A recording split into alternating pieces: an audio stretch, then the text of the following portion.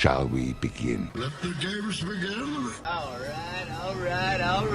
A new age has begun. An age of freedom. Are you not entertained? Are you not entertained? Get to the chopper! This is going to be quite a ride.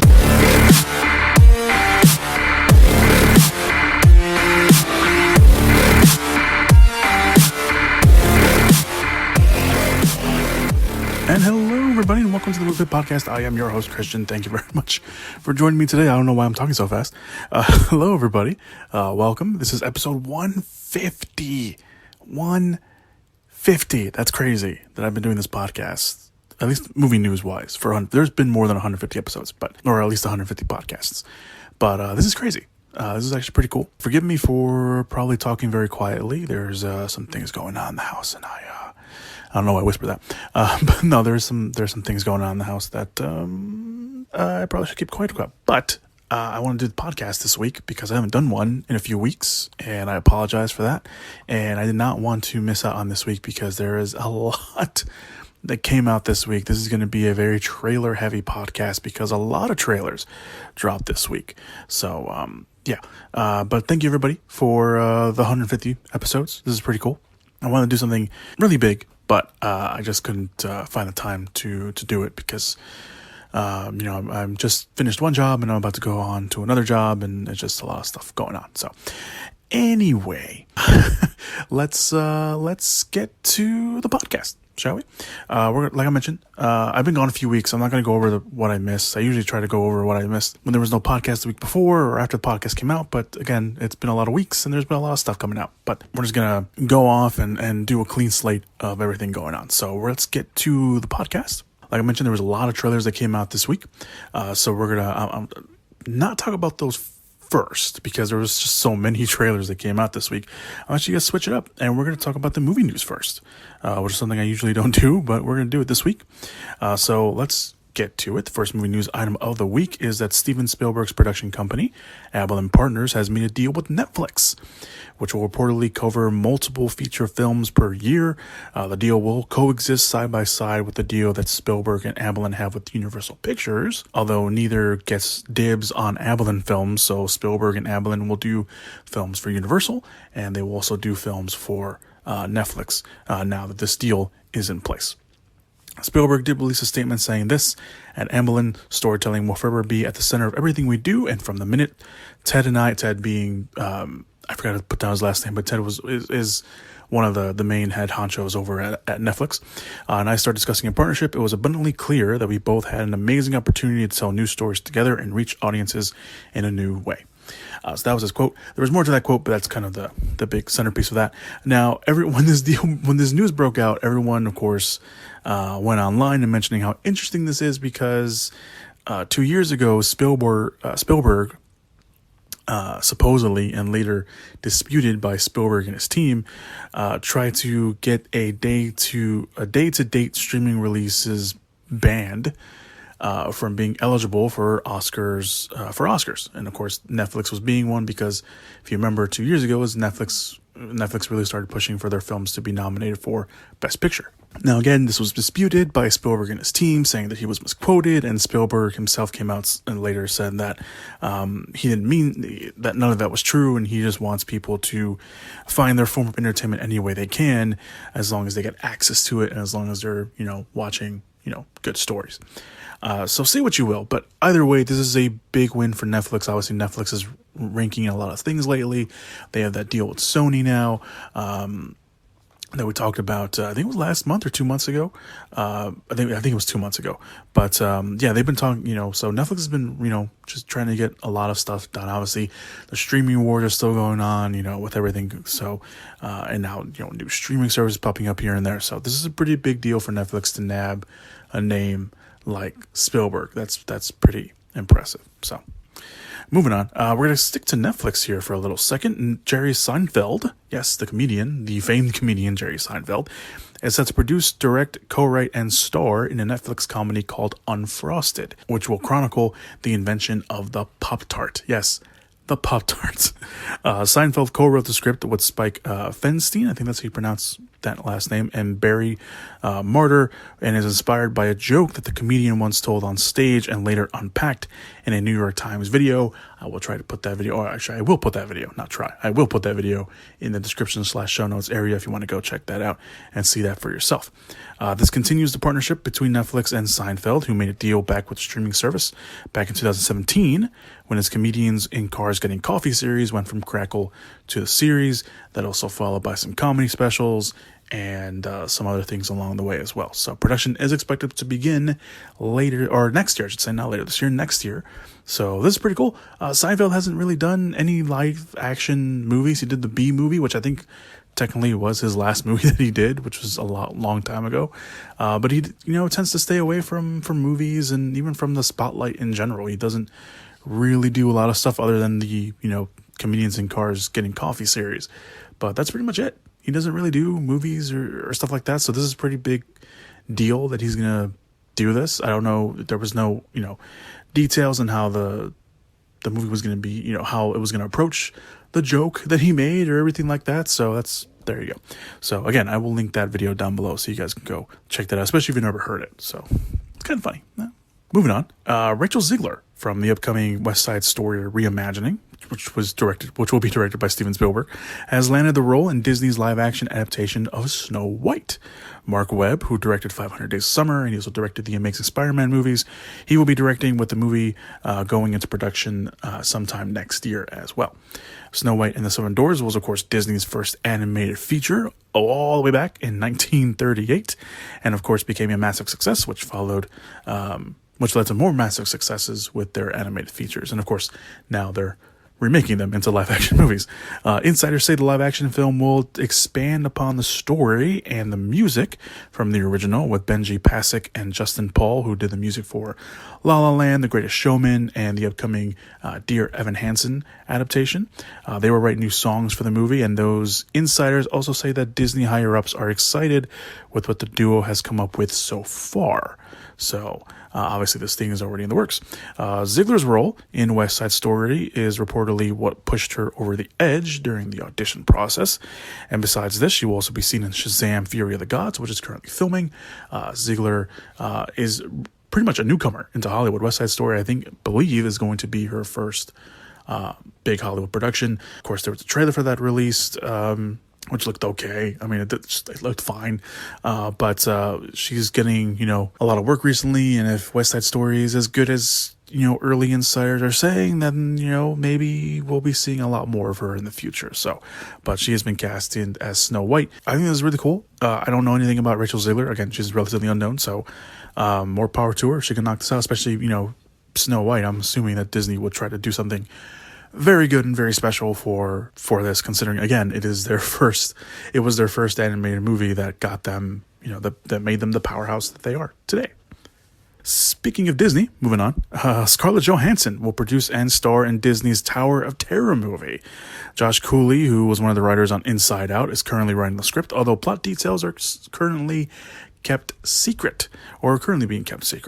No director is attached at the moment, but sources say that the search is on and they are aiming very high for someone to direct this. The movie is, of course, based off the very popular ride and was already made into a movie in 1997 with Kirsten Dunst. I didn't know that. I didn't even know that movie existed. And I did not look up what it was because I'm assuming it's probably not that good. Anyway, there was also work on an earlier adaptation, or at least an early, failed adaptation, since it didn't happen back in 2015 with John August, who wrote the Charlie and the Chocolate Factory remake. He also did Corpse Bride and Aladdin, wrote the scripts anyway for those movies, about 5 people in a posh hotel who take an elevator and disappear after being hit by lightning, which is just one of the many stories that the Tower of Terror ride tries to tell you. This, of course, follows Disney's adaptation train theme rides, not just, stuff that they, have in their parks, but of theme rides. Obviously, Pirates of the Caribbean being a successful franchise, the underperforming Tomorrowland, and of course, the upcoming Jungle Cruise, which is coming out both in theaters and on Disney+. I don't know what they're going to do for Tower of Terror. I mean, there's so many different ways you can approach a Tower of Terror movie. I mean, it's basically a giant drop, ride. But so I don't know really what they're going to do, but obviously if they found some sort of approach to take it, and they got Scarlett Johansson on board, obviously a good working relationship with them, with Black Widow and everything like that. So that's pretty. I don't know. I think I'm cautiously optimistic about this. So yeah. All right, moving on. Let's move on to the last movie news story, at least at the time of this recording. During a virtual showcase, Paramount revealed the title for their next Transformers movie, which will be titled Transformers Rise of the Beasts, which of course got all people my age and maybe even a little older who remember the series and who love the series as much as I did back as a kid, Beast Wars vibes. Rise of the Beasts, which again will be very Beast Warsy, will be set in 1994, with the central characters being based in Brooklyn, which will be played by Anthony Ramos and Dominique Fishback from Judas and the Black Messiah. At least Fishback is from Judas and the Black Messiah. Ramos is from Hamilton. That's probably what most people will know him from, and of course In the Heights as well. It will move between New York and Machu Picchu. So there's that. The movie will introduce 3 different factions: the Maximals, the Predacons, and the Terracons. With the Predacons being, of course, reptilian in nature, with the Terracons being the new big villains, and Scourge being the lead villain who enjoys, quote-unquote, collecting the insignia of Autobots he has defeated. There you go. Peter Cullen will return, of course, to voice Optimus Prime in his G1 robot form. Why did I say that weird? And the movie's plot will reportedly reveal why Optimus has connection to Earth and humanity. Bumblebee and Mirage will appear along with RC and Nightbird, which are female Transformers, with Nightbird having switched sides from the Autobots to the Terracons. So there's probably going to be something story-wise with that. The movie will also feature Air Razor, which is a bird, Rhinox, which is a rhinoceros, and Optimus Primal, a gorilla. Again, Beast Wars vibes, and we'll have Optimus Primal. We'll have conversations with Optimus Prime. So yes, there will be some weird time travel stuff, I guess, in the movie. Stephen Caple Jr., who directed Creed 2, will direct the movie, which will open on June 24th next year. I don't know how I feel about this. It's really hard for me to get excited for a Transformers movie, with everything they've done with the franchise so far, with the exception of Bumblebee. Bumblebee was very good. I think from some of the reports said that, this will be as close of a sequel to Bumblebee we can get. It's going to be it's going to have that kind of Bumblebee feel, but it's going to be more action based instead of character and story based. But I don't know. I mean, it's hard for me to get excited for this. I know there's been rumors that there was a Beast Wars movie in the works, and this apparently is that case, but I don't know, man. I think I'm over it. I think I'm over the Transform. I mean, I'm obviously going to go watch it. I'm going to go watch it for nostalgia's sake. But at the same time, I don't know, man. I can't get excited for a Transformers movie anymore. Honestly, I really, really can't get excited for it anymore. But there you go. If you're excited for that, more power to you. But I just, I'm going to go watch it. I'm not going to sit here and be like, oh, I'm not going to go watch it. Like, no, I'm going to go watch it. I just can't get excited for it anymore. All right, let's move on. Let's move on to the trailers. Like I mentioned, let's kind of switch things up a little bit. We're going to talk about trailers.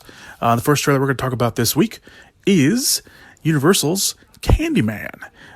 They released a new and great trailer for their upcoming new Candyman, directed by Nia DaCosta, and it stars Yahya Abdul-Mateen II as an artist in Chicago who gains an obsession with the local legend of the Candyman. The movie does feel like it's going to be its own thing. There was a lot of early reports saying that the movie is going to be kind of the spiritual sequel, kind of the semi-reboot or a combination of the two. And it kind of looks that way. The beginning half of the trailer is really them setting up this new legend that we have and, showing us the quote-unquote Candyman in the trailer. And there's that cool animation kind of puppet. There was this trailer came out a while ago where it was kind of like a puppet / animation kind of thing. And they were basically showing the legend of this new legend that they were going to push for the new movie. And they used that in the trailer. Intercutting it with, Coleman Domingo's character who was co-starring in the movie telling Mateen's character, the legend that the town has or the city has, the area has, I should say. So I don't know. I think this looks kind of cool. It looks very brutal. They were not holding back with the trailer, showing showing a lot of new footage that we haven't seen before. So I'm looking forward to it. It's finally going to come out. It was supposed to, it got delayed because of COVID, and then when everything started getting put back into place, that just kept getting pushed back again as well. But it's finally coming out this year on August 27th. It looks good. I know a lot of people have a connection to the original movie. I saw the original movie pretty late compared to some other people. I don't think I was born yet when the first movie came out. Can't talk. But what year was it released? I can't think of the year it was released. But I didn't watch it until I was almost in high school. So there is that.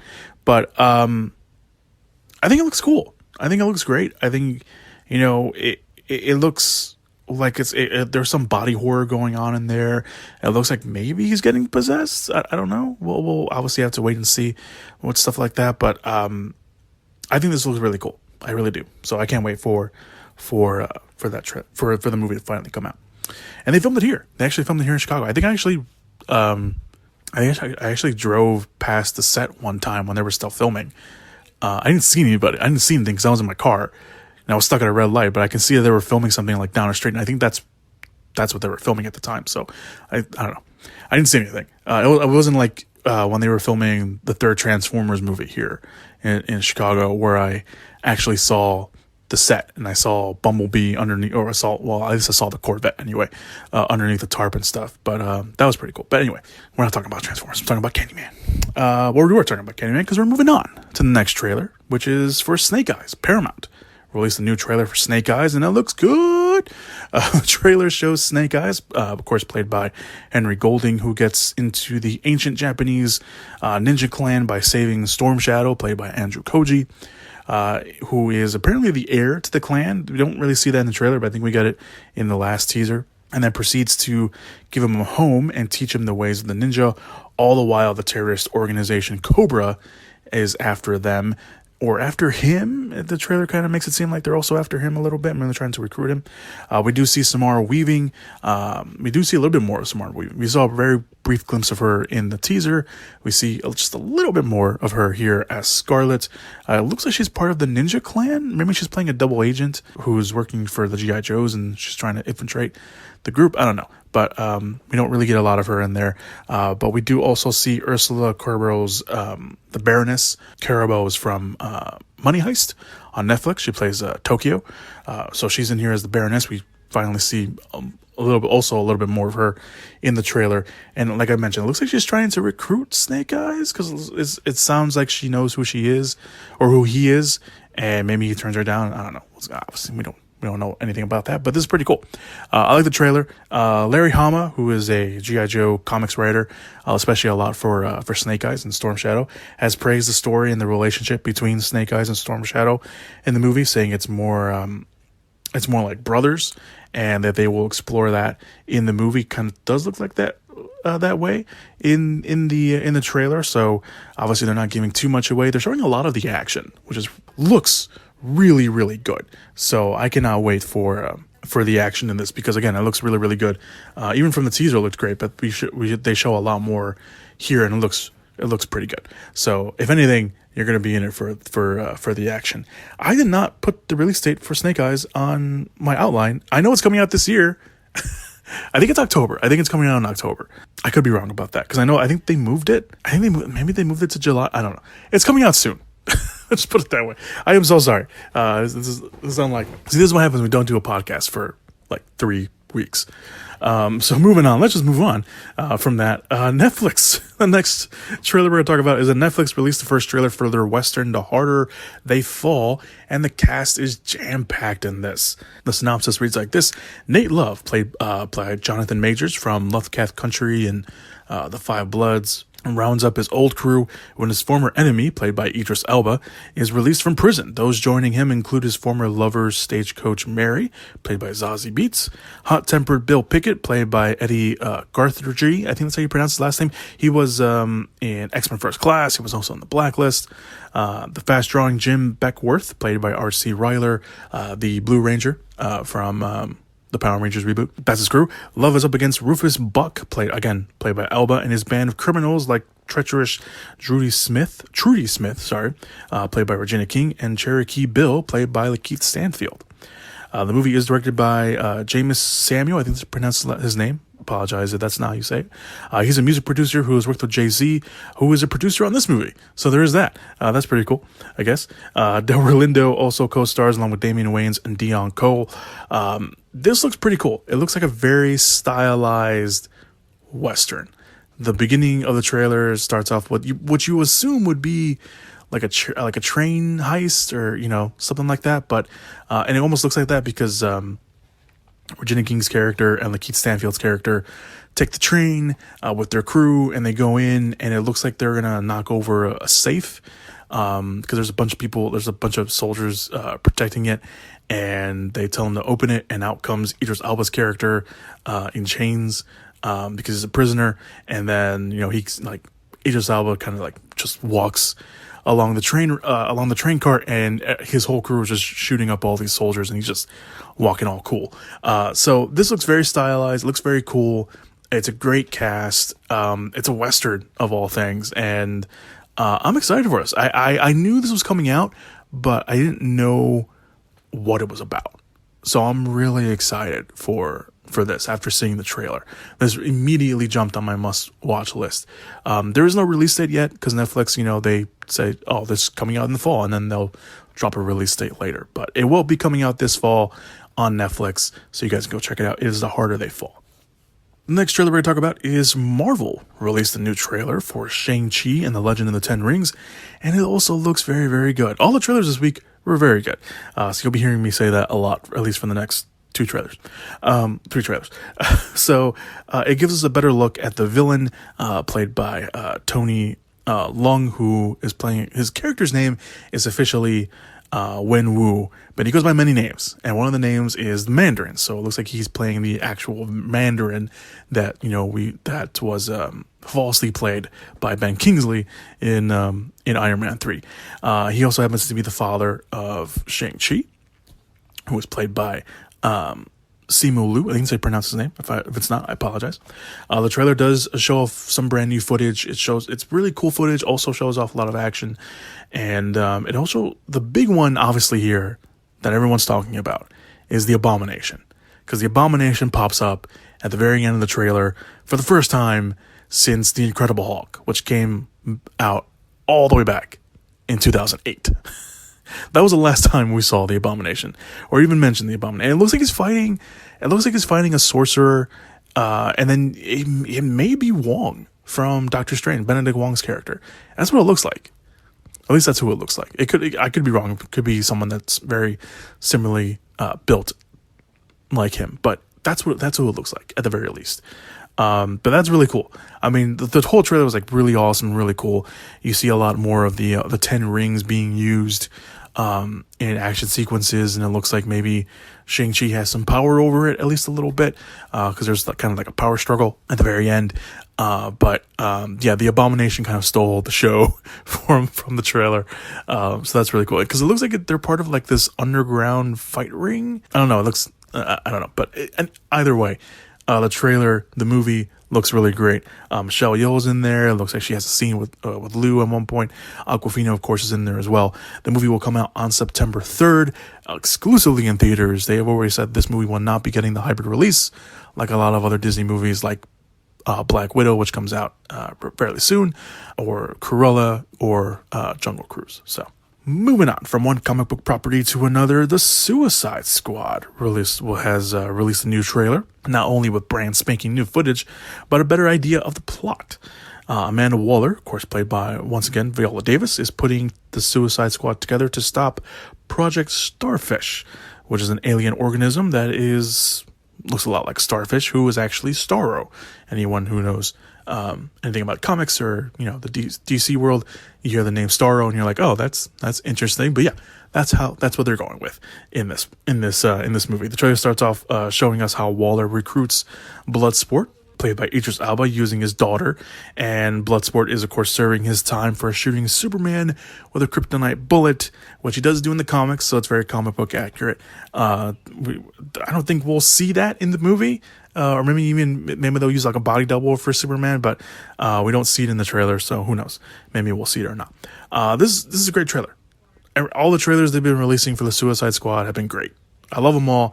They're all awesome. This is just continues the trend. We see some new footage, some more comedy in there. You know, there's that bit with Pete Davidson's character. I think he's playing Blackguard, sitting next to Weasel, and he's talking about how he doesn't want to be sitting next to a werewolf. And Joel Kinnaman's character, Rick Flag, comes in. He's like, he's not a werewolf. He's a weasel. He's harmless. He's like, well, he's not harmless. He's killed, you know, however amount of kids he says he killed, but he's harmless. So I think that's, you know, just the James Gunn humor that we're all familiar with. Speaking of James Gunn, he did reveal that the movie will have multiple post-credit scenes and will have a runtime of 2 hours and 12 minutes. So there you go. Suicide Squad will open on August 6th in theaters and on HBO Max on the same day. So you can go watch it either from the comfort of your own home or watch it in a movie theater or do both, like I plan to do, hopefully, if I'm ready to go back to a movie theater by that time. So yeah, again, I've loved every trailer they've been releasing so far, so I'm all on board for that. All right, and finally, the last trailer we're going to talk about. There was one other trailer that came out this week, and that was the trailer for Sing 2. It was fine. I don't really have too much to say about it. It's really long. I don't know why Illumination makes these long trailers for Sing, because I think the first trailer for Sing was also close to 3 minutes. This trailer is over 3 minutes long, and it is super long, and it gives a lot. It doesn't give a lot away. Obviously, everything's out of context, but it gives a lot of the story. And I don't know why they can't make they make short trailers. I don't know why they have a problem making, like, all their trailers are long. I don't know. Anyway, moving on. So that trailer came out this week. I don't really have too much to say about it because I thought the first one was fine. But moving on to the next trailer, to the final trailer we're going to talk about this week, and that we're going back to Universal and also Blumhouse, because they released a new trailer for Halloween Kills, and holy shit, it looks awesome. I try not to swear in the podcast too much because I don't want to, but I cannot the only thing I can say about this trailer is holy shit. The sequel, we'll see Laurie and her daughter Karen and Laurie's granddaughter Allison all coming together again to take down Michael Myers after surviving the house fire from the first movie, after taking down firefighters, because that is how the trailer opens up. It opens up with the ending of the first movie, or the ending of the movie that came out, the 2008 version. Because the first movie is obviously John Carpenter's version, because it's a sequel to John Carpenter's. But there's firefighters that go in, and one of them falls through the floor, and the other one on top is like trying to, help him out. And then Michael's arm, comes out and gets him. And then Michael just comes out of the burning house with one of their axes, and he's staring down all these firefighters, and he just kills them all. He just kills them all. And one guy gets chainsawed to death, or whatever. That's probably the jaw, not the jaws of life, because I think the jaws of life are like handles. But I'll just say a chainsaw because it's that's the only thing that's going through my mind right now. It's not a chainsaw. It's kind of like I know there's an actual term for what they use, but he just splits a guy in half. I mean, we'll see it, but I'm assuming that's what he does.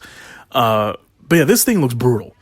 And instead of just, it being Michael versus Karen and Allison and Laurie again, it's the whole town, because the whole town of Haddonfield has had enough of Michael Myers. And they're like, no, we're tired of your crap. We're tired of your shit.